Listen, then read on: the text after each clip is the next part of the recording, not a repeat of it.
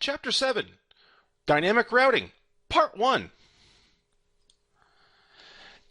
In our first of our lectures this week, we're going to introduce dynamic routing protocols.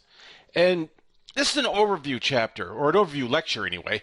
So we're going to be looking at a bunch of them and identifying them and categorizing them. And really today, seeing what they offer us and how it differs from the static routing that we worked on last week. So before we even get to the protocols themselves,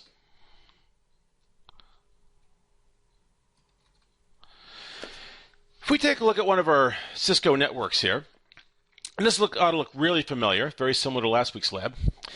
You know, we have, how many networks do I have? I have 3. This network right here, this one stub network, a stub network over here, and then a point-to-point network connecting my 2 routers. Still a very simple networking scheme. Well, routers, as we've already discovered, can discover routes or discover other networks specifically in one of 3 ways, right? They are either directly attached to them, like this router is to these 2 networks, and this router is to these 2 networks. They can learn the routes statically, which means a human being got in there and told the router, hey, router 1, this network, which you can't see, is over this direction. And then getting into this router and saying, hey, router, this network that you can't see is over in this direction. And the third method is dynamic routing, where we let the 2 routers tell each other about the networks they know about.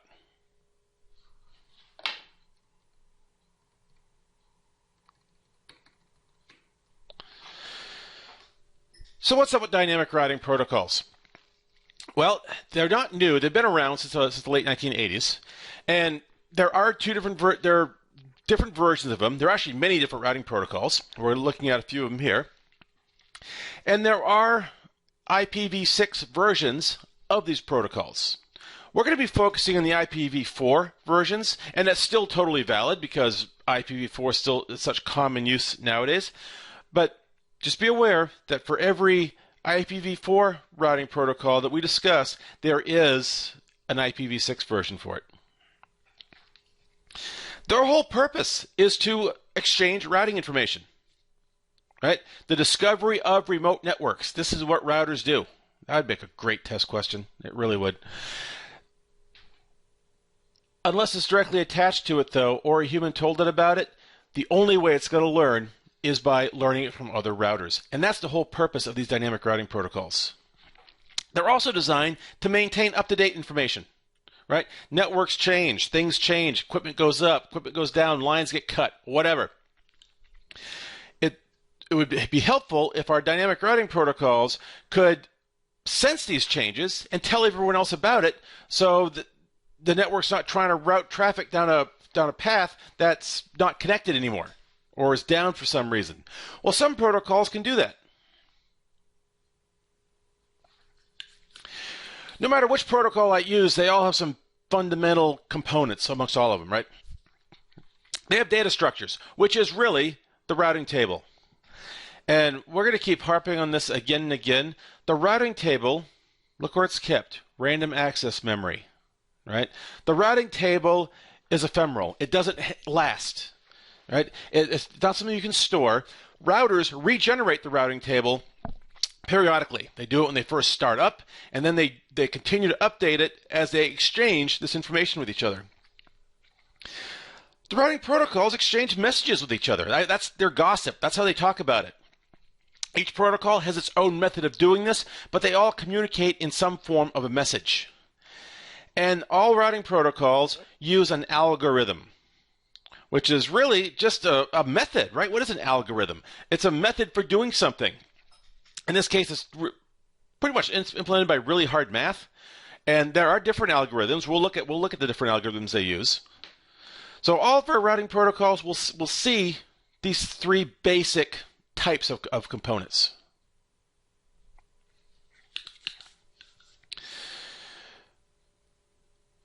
We can kind of see what's going on here with them, right? these routers, and this is a really high level view, but these routers, first of all, know about the stuff they're connected to, right? The directly connected routes. So they start building their routing table from that. And then they start looking for other routers that speak the routing protocol that they do. So if this router is set up for EIGRP, it's going to broadcast out saying, hey, any other routers out there that speak EIGRP? And if this router does, then they'll exchange information. They'll exchange phone numbers, right? They'll start talking to each other. And then they will use these messages to, this router will tell this one about its routing table, this one will tell about its routing table, and then everyone knows where everything is. They calculate their routing tables with their algorithms, right? And we're going to look at a number of these algorithms. Why do this? Why do we even want to worry about dynamic routing? Well, it's kind of a big deal. For no other reason, that's the name of this course, routing and switching. Here's the routing piece of it. Well, it's got a lot of advantages. Well, for one, it automatically shares its information. Remember how we did this under static routing? Right? It was a very manual process. An administrator had to go in and figure out where everything was and tell every router about it. An administrator had to sit down and figure out where the best path was and then just tell the routers to do it. In dynamic routing, they're going to have multiple paths, quite likely. So their algorithms are used to help them figure out what the best path is. And the different protocols use different algorithms, different methods for this. Or even have a different definition of best path, but they all do it, right? Compared to static routing, dynamic requires a bit less administrative overhead. That's you, the system administrator. You still have to cable everything up. You've still got to work out where all your IP spaces are, IP everything up, make sure all the interfaces are talking, all of that. But then all the admin really does is turn on the routing protocols, kind of monitor it to make sure that everybody's talking the way they're supposed to be, and then the admin just kind of stands back and watches. It can be a huge time saver for an environment that changes a lot, or one that's growing or is large. Now, there's some disadvantages, right? Nothing in IT is free. We don't get a free meal. There are disadvantages to this, namely security. You figure, dynamic routing protocols, I am advertising the routes of my network all over my network. And we'll see that some do it very regularly, very periodically. Well, if someone can hack into my network and listen to my dynamic routing protocols, listen to their messages, that will soon have a beautiful picture of what my network looks like. I'm kind of giving away the keys to the kingdom there a bit. It's a big enough deal that you don't see dynamic routing protocols usually in high security environments. We just don't. I mean, banks, government agencies, that type of thing tend to stick with static routing. This also requires a bit more resources from the routers themselves, right? Algorithms. These are mathematical functions they're doing. So it requires that router's CPU, because remember, a router is nothing but a computer, nothing but a server. It requires CPU cycles to crunch those numbers and figure out what the best path is.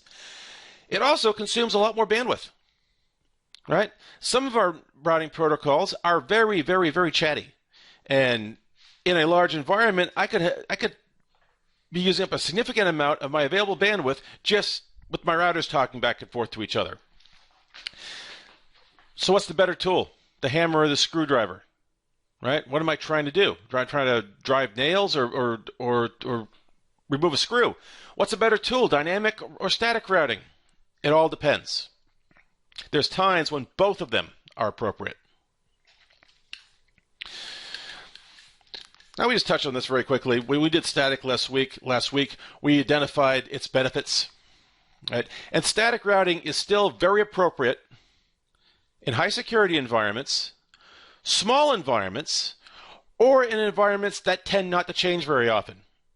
If stuff is going in and it's not going to change, that's a pretty good place to have it, because once my routes are set up, I don't have a lot to do with it. It's also easier to implement, especially in small networks. For dynamic routing, if I want to implement that, Well, I got to look at a few things. One, security can't be a big deal to me, right? Probably not. I have to make sure my routers are capable of actually running the protocol. Because guess what? If I've got a router that's a little bit older and it's a slower CPU and I don't quite have enough RAM and it's trying to crunch all these numbers, it's going to be the slow link in the chain. How's that going to affect my network communication? I'm probably going to have general slowness, if not across the board, at least in that part of my network. So it can become a big deal. Advantages, though, if I've got a large network, then I might want to go with a dynamic routing protocol. If I've got something that changes a lot, and sometimes they do, I most certainly want a dynamic routing protocol. Otherwise, my network admin staff will be spending all their time trying to fix routes.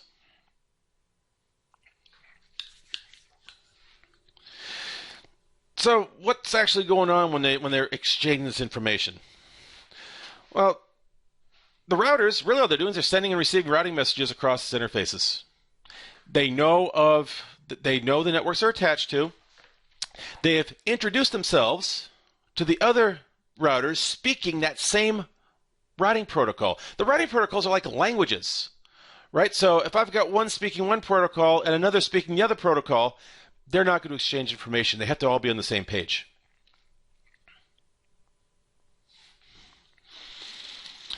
What happens to my routing table when I first start up my machine, right? When I first start up my router?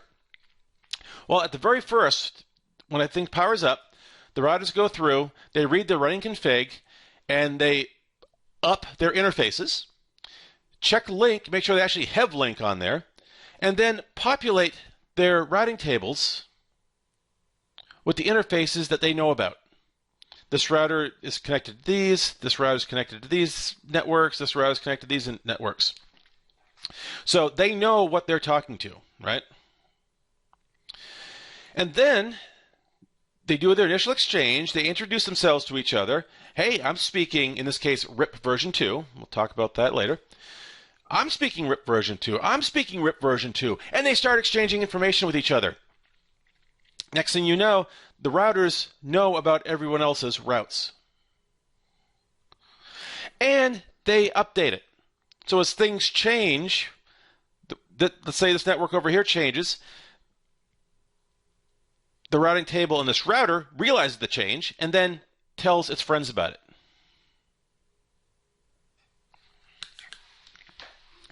And over time, my routing tables start to get large. This is where I achieve convergence, and we'll talk more about that here in a minute. Like now. So what actually is convergence? Well, we talked about it last week. Convergence is when all the routers in your network have the same information. Everyone is singing from the same sheet of music. And it's only when all of your network devices have achieved convergence do you actually truly have full network connectivity. Convergence is a good thing, and you want to achieve convergence as quickly as possible. And this is where dynamic routing protocols excel. Because under static routing, we achieve convergence as fast as the admins could thump it into each of the routers. With dynamic routing protocols, they can achieve convergence in the matter of seconds. So we keep talking about dynamic routing protocols, which means there's more than one of them. Let's look at them. Dynamic routing protocols as a whole can be split up into two primary types. We have interior gateway protocols and exterior gateway protocols. Interior gateway protocols are used for LANs, local area networks, the type of environments that we're managing. Exterior gateway protocols are meant for WAN environments, wide area networks, the internet. These are generally the realm of ISPs and that type of thing. The CCNA exam focuses exclusively on interior gateway protocols. So within our interior gateway protocols, we can split them into two further categories. And these are based on how they determine their routes. We have distance vector protocols and link state protocols. We'll go into more detail here shortly over what the differences are, but they are two distinct types. They have two very distinct types of algorithms they use. Within the distance vector protocols, we have two, and now these two protocols, RIP version 1. It stands for Routing Information Protocol. And then IGRP, the Interior Gateway Routing Protocol. Now that's a Cisco protocol. RIP was an open standard protocol. Open standard meaning anyone could have access to it. You could only use IGRP if you were running all Cisco. All right? These are the first ones that come along. They came along in the 80s. Well, honestly, they're obsolete now. RIP version 1 has been replaced with RIP version 2. IGRP has been replaced with EIGRP, Enhanced Interior Gateway Routing Protocol. Still, RIP version 2 is an open standard, meaning anyone can use it. Still, EIGRP is Cisco specific. Now, what that means, again, when we look at the specifics of EIGRP, we're going to see it's a really nice routing protocol. Very easy to set up, very powerful. There's a lot of nice features on it. The problem is I can only use it if I'm in a pure Cisco environment. In the real world, that doesn't happen very often, right? Most organizations buy what they can afford. They buy what's on sale. They buy what's cheap. So this year, we come up for purchasing in our company. We might buy Cisco. Next year comes along, we need to buy some more routers, call up our sales rep. Hey, what you got on sale? Hey, I got a great deal on these Enterasys devices. Great, I'll take some of those. The next year, maybe we'll go with Dell equipment. So what we end up with over time is this heterogeneous mix of all these different vendors' hardware on our networks. Well, if I've got that, I can't use something nifty like EIGRP. What I can use is the open standard like RIP version 2. Let's look over at our other main category of Interior Gateway Protocol, and that's the Link State Protocol. Right. For our purposes, there's two of them. We have OSPF, which stands for Open Shortest Path First, and the unfortunately named ISIS protocol. And that's actually its name. It stands for Intermediate System, Intermediate System. Of the two Link State protocols, only OSPF is within scope of CCNA. Although ISIS is used, and it is an interior gateway protocol, that's in the CCNP level type of stuff. So the protocols we'll be dealing with this week and next week will be RIP version 2, EIGRP, and OSPF.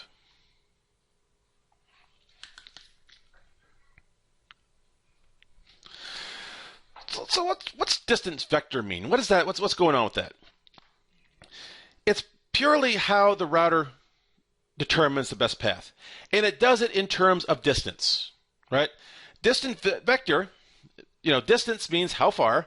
Vector means what direction is it, right? So it's determining what direction a network is and how many hops it needs to get there. That's what it means by distance, right? Remember, because every time a packet crosses a router, that's a hop. Well, let's look at our distance vector protocols. We got RIP version 1. And this was the first one to come out in the 1980s. And it worked. It was easy to set up, but it's missing one very critical thing, and we'll see what that is. At the same time, IGRP came out. Now, IGRP was meant to fix some of the deficiencies of RIP. And really, it succeeded. It did its job very well. But it had that caveat. Proprietary, which means I had to have all Cisco equipment in my environment. Now, these two protocols are class full, which means they only understand straight class A, B, or C subnets. If I've got a 10 dot network with one of these two protocols, RIP or IGRP, it has to have a class A first octet. It means it has to be between 1 and 126. Anything else just does not compute. Likewise, a Class B network has to have a Class B subnet mask. A Class C network, a 192.168 network, must have a Class C net mask. There is no VLSM. There's no variable length subnet masking going on here at all. Well, if you recall from our earlier discussion, those are the techniques that allowed us to extend the use of IPv4. Right, combined with NATing and everything else. So our private address ranges, a VLSM, classes intermittent routing, CIDR, all that. So as these other subnetting techniques became more common, these routing protocols became obsolete. RIP version 1 was replaced with RIP version 2, which for the most part works the same way as RIP version 1, only it's capable of understanding VLSM, it's capable of subnetting, so it's classless. And EIGRP replaced IGRP, also classless. Right, so I can subnet all day long with the EIGRP, not a problem.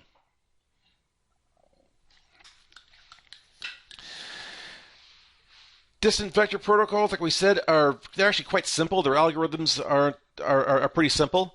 They simply count the number of routers along the way and get a hop count and use that to determine the best path. So if I go, let's look at our network here.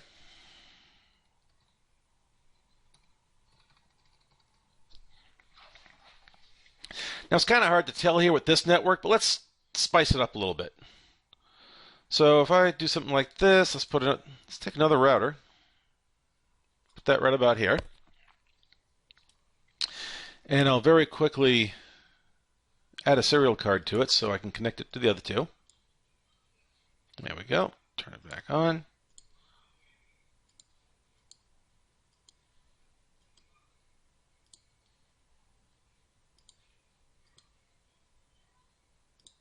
Here we go. So now if I'm on this PC right here in this left-hand corner, and I want to ping this PC in the right-hand corner, I actually have two paths to get there, don't I? I have one path that goes up through this router, straight across to this router, and then back down. Or I could take the scenic route. I could go from this router, up to this router, down to this router, and then across. A distance vector protocol, if faced with these two choices, we'll just pick the shortest one. This one is 1, 2, 3 hops away. This bottom route is 1, 2 hops away. So a distance vector protocol like RIP, we'll just pick this shorter path and call it a day. Link state protocols are more advanced than that. Link state, they take into account things other than just hop count. Like, for example, the state of the link, is it up or down? They also take into account bandwidth. So let's say, for instance, we have the same setup, and right over here, this connection right here is a 56 kilobit per second dial-up line. Guess what? They still totally exist, right? And over here,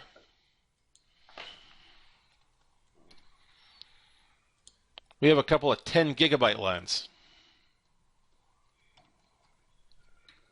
There we go, our two 10 gigabit links. Obviously, going across the 10 gig lines is going to be a lot faster than going across our creaky dial-up. If I'm using a distance vector protocol, though, it doesn't matter. RIP, EIGRP, they're just going to say, you know what? This is my shorter hop count right here. I'm going to go this way. Link state protocols will take into account, okay, this one has a shorter hop count, but a way slower connection. If we go the scenic route, we're actually doing it on the express train. So this is our best path. Distance vector calls this the best path. Link state calls this the best path. Link state protocols are also sensing. So let's say we got this setup going on, and it's giving us this path right here. And all of a sudden, this link goes down, right? So much for my best path. The routers will realize, oh, this connection went down, recalculate what it believes to be its best path, which is now its only path, going this way, and re-advertise that information out to the other routers. So now, the routers will know to send communication across this other path until that link is restored. Our big takeaway here is that hop count, just because it's a shorter hop count, does not necessarily mean it's the faster connection.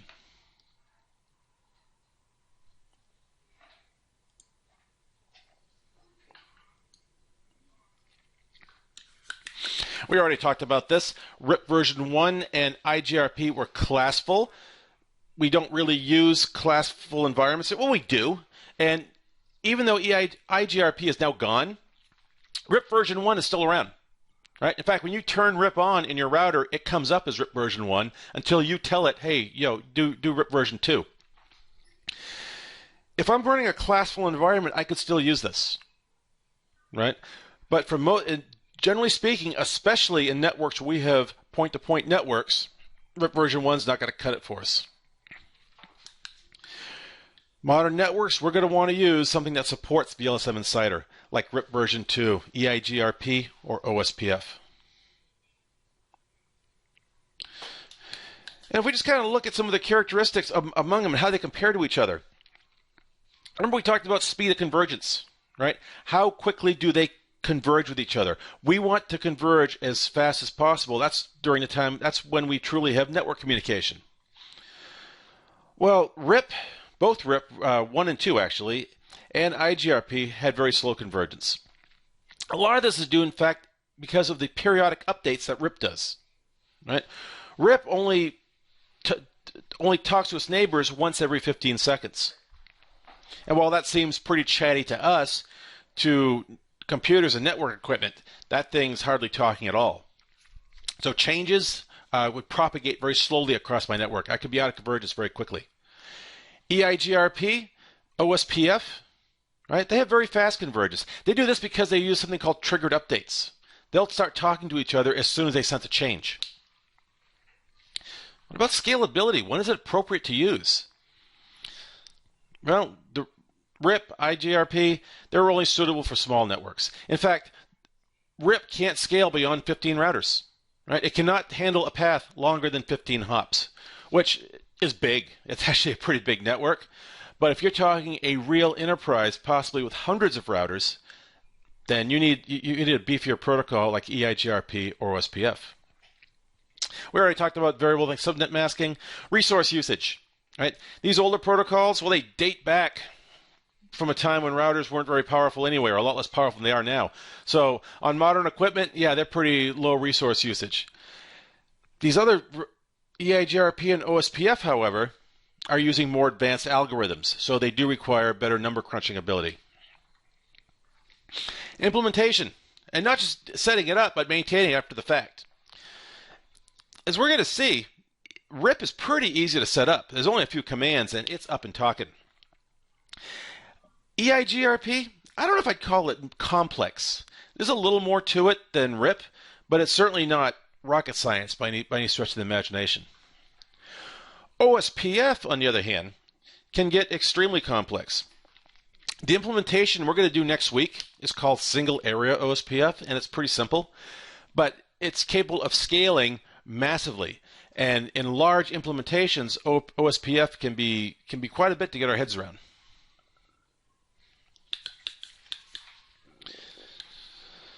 Routers, what do routers compare? Whether they're talking about link state or number of hops or whatever. Well, they call it a metric, right? So in a link state protocol, your metric is a number of hops from point A to point B in your network. It's those metrics that are used to determine the overall cost, right, along one path versus another path. And then the router will pick what it believes to be the lower of the cost.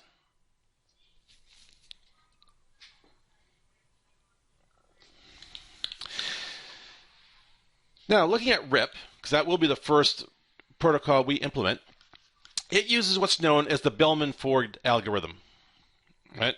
And again, it's a pretty simple algorithm that uses hop count as pretty much as this pure metric.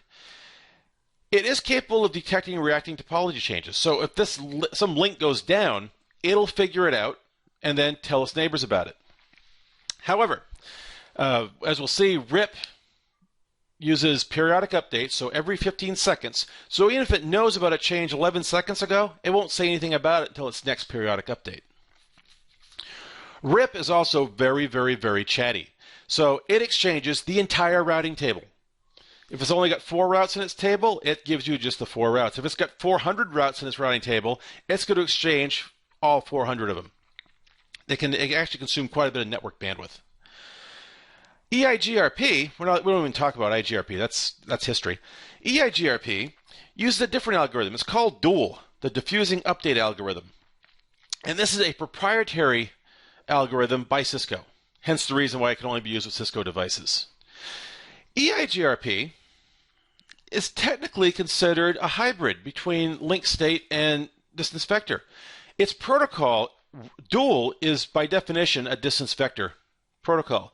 But EIGRP is capable of doing things like triggered updates, right? So it can help, it can react to changes much more quickly than RIP can.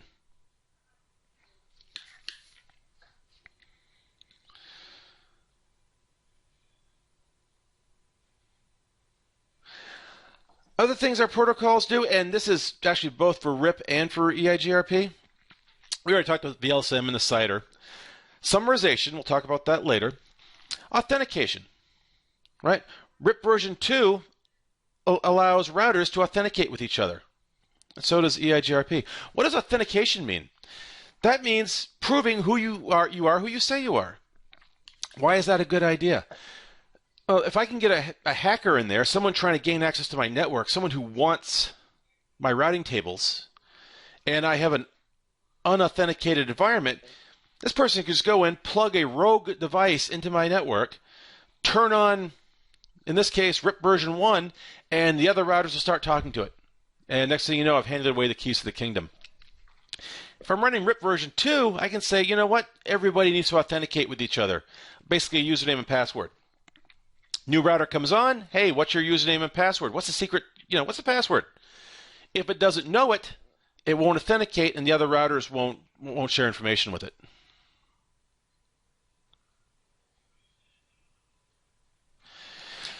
And that wraps up the first half of our dynamic routing lecture. When we come back, we're going to go in and start looking at the individual protocols themselves and get them set up inside a packet tracer. I'll see you in the next lecture.